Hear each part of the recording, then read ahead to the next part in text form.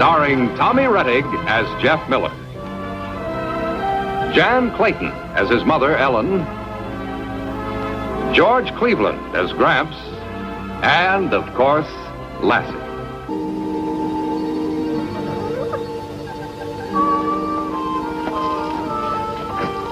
What you sneaking for? I had to sneak out, so I got to sneak back. Now, you go around to the parlor window, but don't let anybody see you.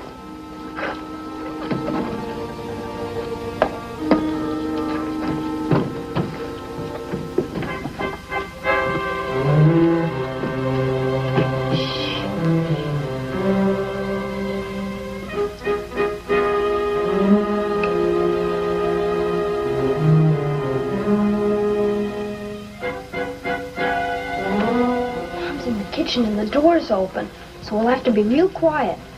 Now, if you get caught, don't say anything.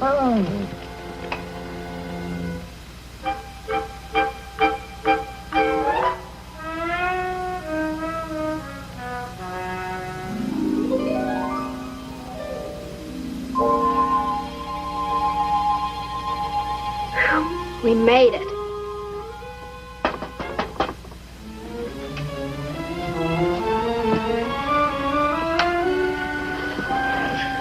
Keep out of sight. Sure, okay.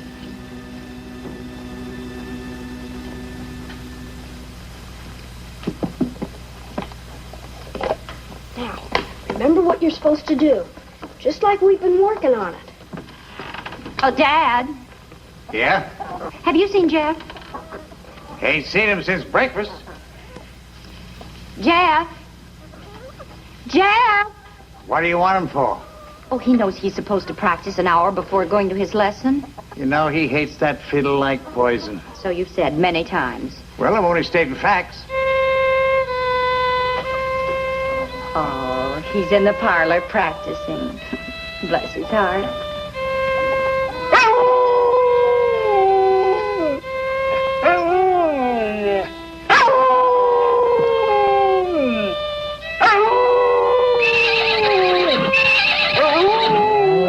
Come back here, you crazy fiddle.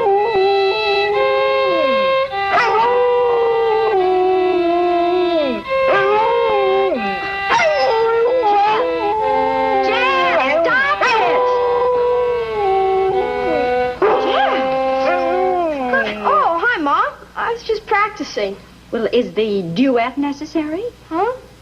Oh, you mean Lassie? You know very well what I mean. Oh, I tried to keep her quiet, but I guess she just can't stand the pain. The pain? She's been fighting it up to now. It finally must have got the best of her. What are you talking about? Well, I read it in the encyclopedia. There are certain types of sounds that hurts a dog's ears something awful. Yeah, Miss Miller, Jeff's right about that. Dogs have got awful sensitive ears. Well, obviously, we can't let Lassie go on suffering like this. Oh, no, it'd be too cruel. Of course, you could always get her some earmuffs. Seems like we're up against a real problem. Well, it looks like I'll either have to give up playing the violin or we'll have to give up Lassie. Whatever you say, Mom. Give up Lassie? Why, she's practically family. Oh, she is family. Well, then we don't have any other choice. You'll just have to give up the violin. I'll call Mr. Butterfield. I'm sure he'll understand.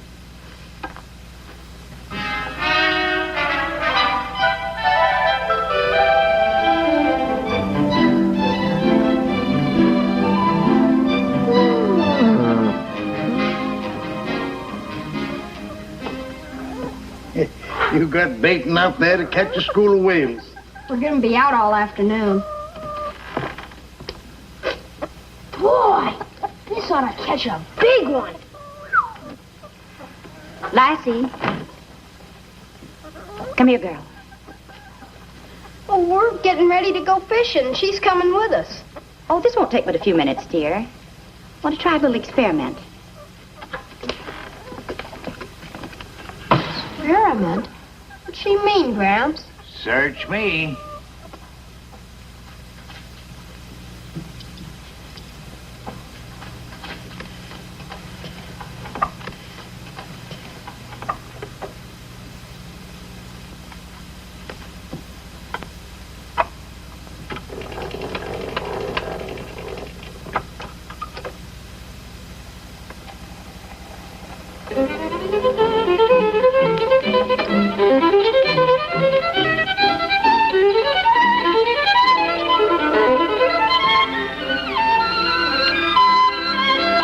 What's that? Somebody's playing a violin.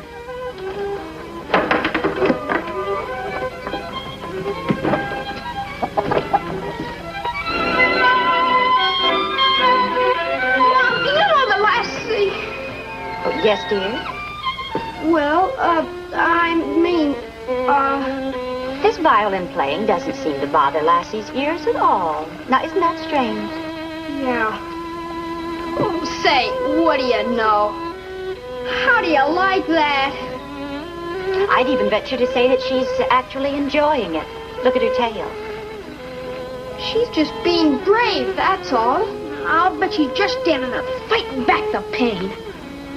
Oh, anyone can see she's enjoying it. She just can't stand the sound of the violin when it's played poorly. That's all. So something tells me that's the way she's going to hear it. So isn't it wonderful, Jeff? It isn't a question of you getting rid of Lassie after all. It isn't? No, the solution is simple. If you care anything about Lassie's poor, sensitive ears, well, you'll just buckle down and practice real hard so you'll play better. Looks like you're up a tree, son. It's a lucky thing I didn't call Mr. Butterfield and cancel your lesson today. Yeah, lucky. What about all those nice, juicy worms we went and dug up? Oh, they won't go to waste, Porky. Jeff will be back in time for you to get in a little fishing. Yes, ma'am. Come on, we better go get the worms out of the sun.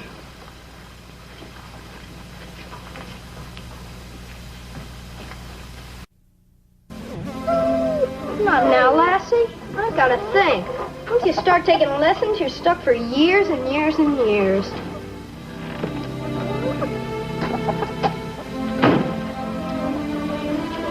Gramps, you just gotta help me. I don't know what I can do, boy.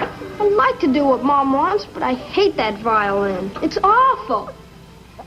I tell you what, Yeah? I got an idea buzzing around in my head. What is it? Now, hold on. It ain't nothing can save you from that lesson this afternoon. Oh. And I won't be able to do anything if you don't stop these shenanigans, like all this business that you and Lassie cooked up. Can't you tell me what you're figuring on doing? Look, did your old Gramps ever let you down? Then you just take it easy and leave it to me. Okay? Okay. All right.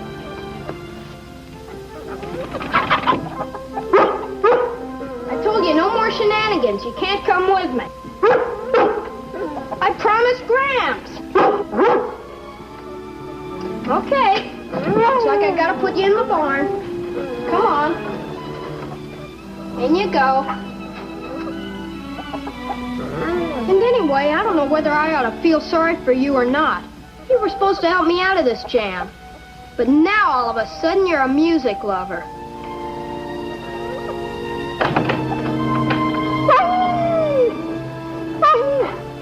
Oh, it wasn't your fault, girl. And anyway, everything's gonna be okay. Gramps is working on a scheme. But you gotta stay in here.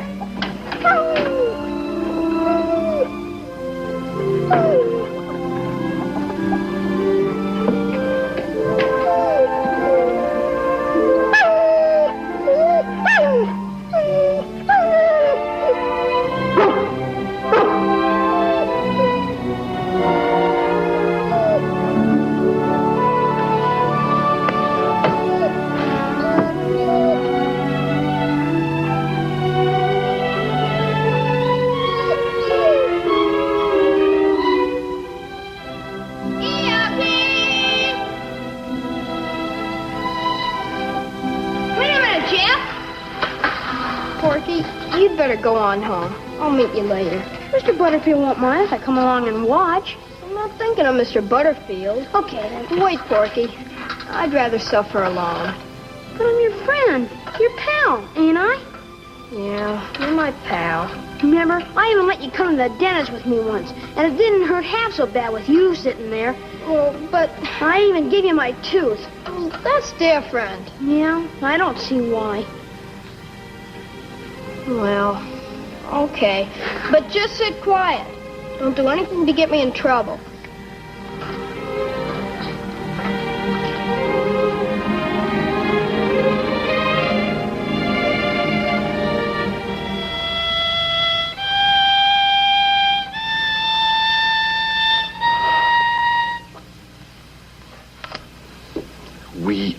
making very much progress, are we, Jeffrey? I'm just playing what it says here.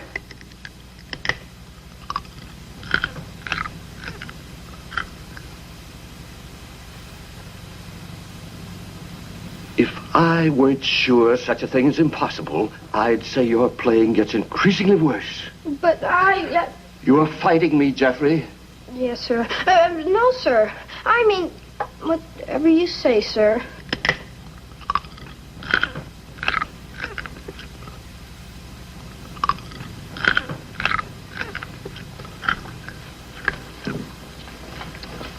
My pudgy little friend, if you must stuff yourself, would you mind doing it silently with a banana? We have enough strange noises in this room. Yes, sir. I mean, no, sir. I mean, whatever you say, sir.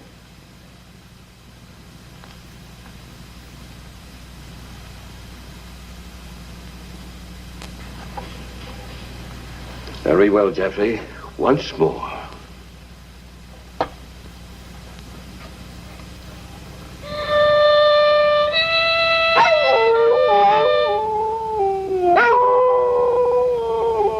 Now, what is it? Nothing, sir. I'm beginning to doubt my own ears. Continue.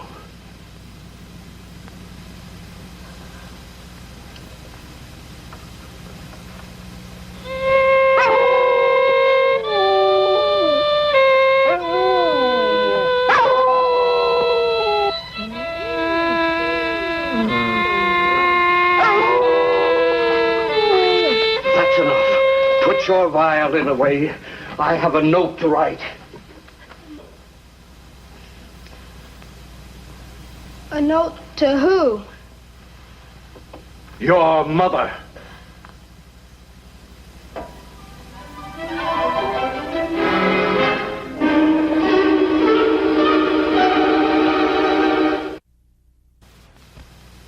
As you know, I came to Calverton for my health.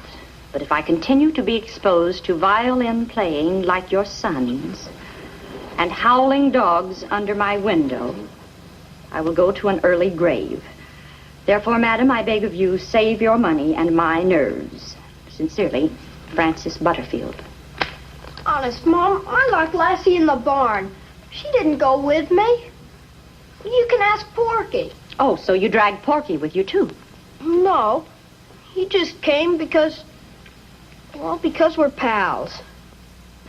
No wonder you drove poor Mr. Butterfield out of his mind. And no wonder he had to write a note like this. No shenanigans, Gramps. Believe me. Jeff, I hate to do this, but you give me no other choice. Yes, ma'am. I'm going to find you a teacher in Capital City. And I'm going to drive you there myself every Saturday. Every Saturday? Yes. Now suppose you change your clothes and finish stacking the wood behind the barn. Well, I was supposed to go fishing with Porky. No fishing.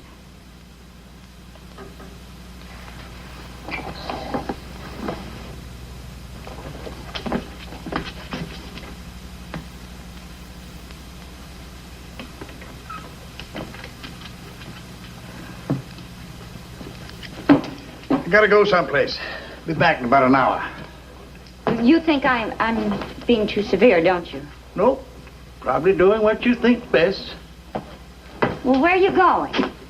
Tarnation, can't a man go and take a drive without getting the 3rd degree? And, set up another place for supper tonight.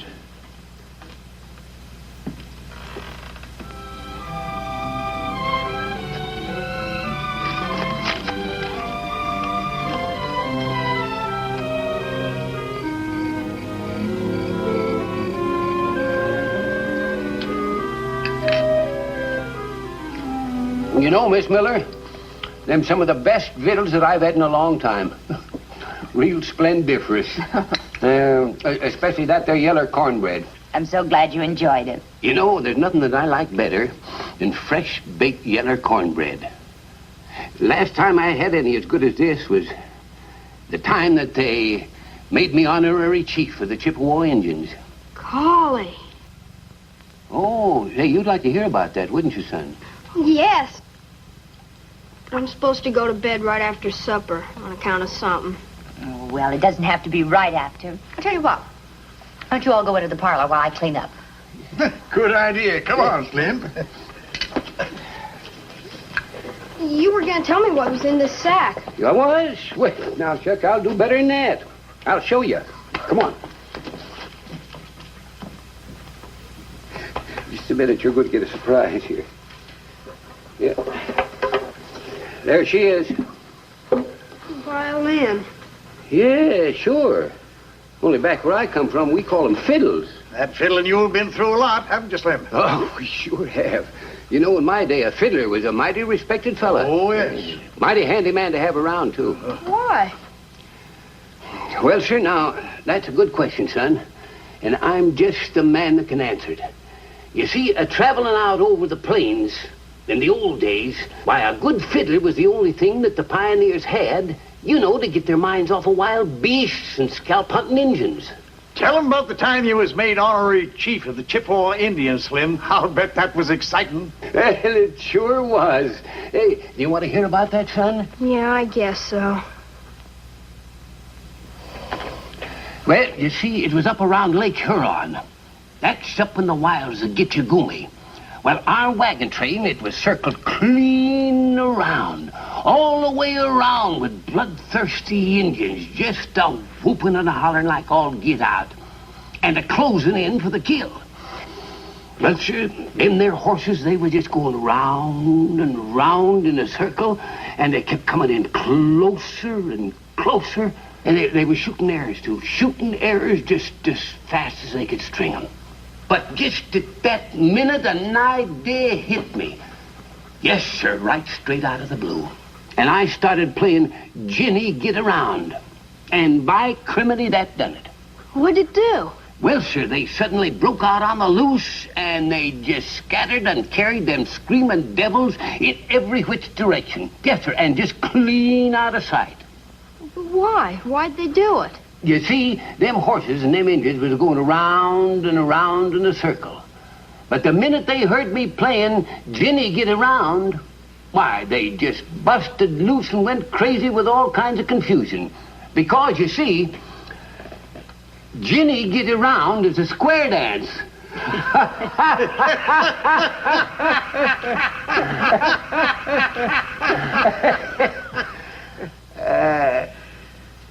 Well, anyway, that night, the head man of the Chippewa tribe of Indians, he come down to where we was camped. Yes, sir, he wanted to talk to the fiddling man. That's me. And he wanted to smoke a pipe apiece. Well, sir, it was then that they made me honorary chief of the Chippewa tribe of Indians. Golly. Yeah. Say, would you like to hear how that tune goes? 1, 2.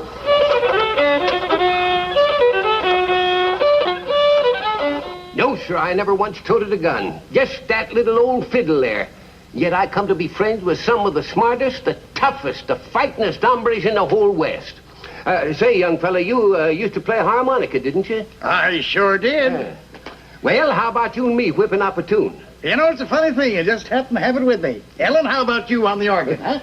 Well, I'll try, but I'm not sure I can follow you. Oh, shucks, you just follow the beat, ma'am. Well, here we go, laughing and a scratch. Ducks in the mill pond. 1, 2.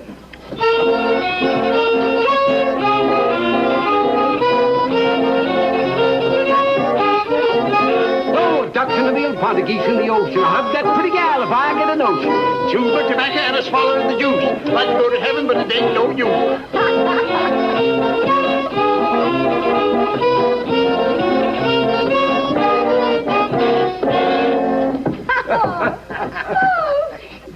I never thought I'd be playing square dances on the organ. Say, that was a real wingding, wasn't it? I guess I'd better say goodnight, Mr. Hawkins. Glad to have met you.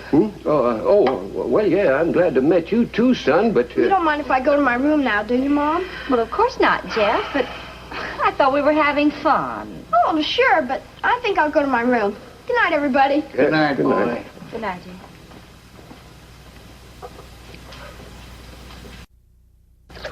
And if Jeff has no feeling for... Cut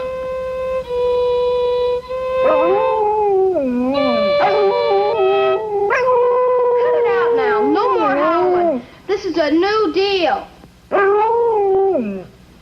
By criminy, I'm going to learn how to play this thing if it kills me. Chew my tobacco and swallow my juice. Like to go to heaven, but it ain't no use.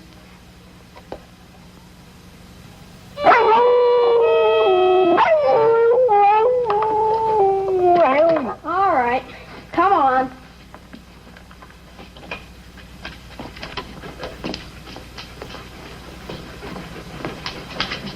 Mom, would you do me a favor? I can't get any practicing done with Lassie in there. Would you keep her in here for me? Uh-huh. Thanks, Mom.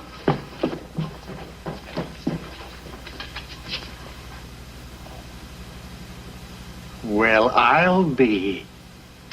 And I'll join you. Oh,